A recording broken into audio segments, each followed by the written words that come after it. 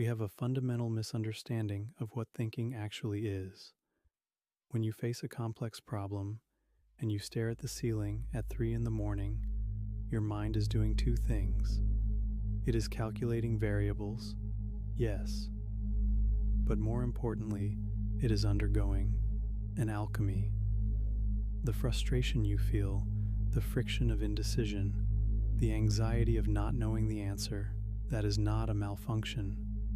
That is the physical sensation of your nervous system rewiring itself to bear the weight of a new reality. Research shows that sustained mental training and challenging environments physically reorganize cortical representations in the brain. We are currently building machines that remove that friction.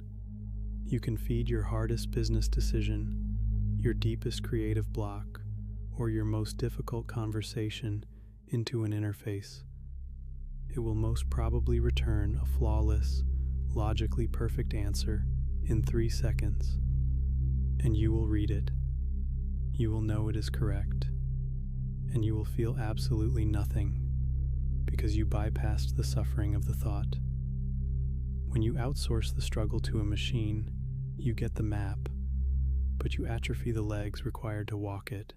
This isn't just a metaphor, it is a measurable clinical decline. Recent empirical studies show that students who heavily rely on AI experience a 17.3% drop in critical thinking scores and retain 22% fewer concepts. More terrifyingly, habitual AI users are developing solution paralysis, a complete inability to begin problem solving without the assistance of technology. You arrive at the boardroom, or the negotiation, or the dinner table holding the perfect script, but you have zero internal conviction. You did not bleed for the answer. You merely downloaded it. The machine has syntax. It knows how the words arrange themselves. It does not have semantics. It does not feel the gravity of the choice. It cannot feel the consequences of failure. This is the silent crisis of our era, the total delegation of conscience. We are becoming executives of data rather than architects of meaning. If you want to survive the absolute commoditization of intelligence, you must draw a hard line in your own mind. Use the machine to organize the chaos. Use it to sort the data. Use it to build the structure. But never let the machine suffer for you. The pain of the decision is not an obstacle.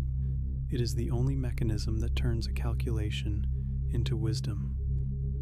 Protect your friction. It is the only thing that makes you real. The final choice, the weight of the consequence, must remain yours. The machine can give you the probability of success, but only your biological intuition can decide if the destination is worth the journey.